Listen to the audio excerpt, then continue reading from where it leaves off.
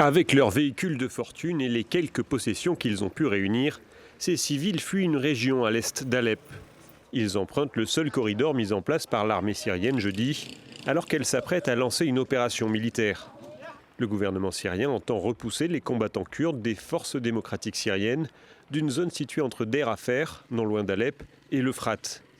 Les habitants qui évacuent la zone se plaignent d'avoir été retenus par les combattants kurdes des FDS. Nous nous sommes d'abord dirigés vers le poste de contrôle gouvernemental, mais les FDS nous ont empêchés de partir. Nous avons dû traverser des villages et des champs sur des routes agricoles difficiles d'accès. Des milliers d'habitants sont restés bloqués, incapables de partir par crainte des mines antipersonnelles. Le porte-parole des FDS a démenti avoir retenu des civils. La semaine dernière, l'armée syrienne avait également procédé de la même manière, évacuant les civils d'Alep avant de bombarder les quartiers contrôlés par les FDS.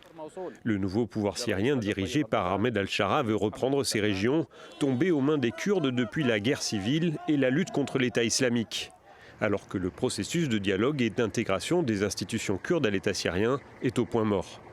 Jeudi, la Syrie a reçu l'appui de la Turquie, qui a estimé que l'usage de la force n'était pas anormal.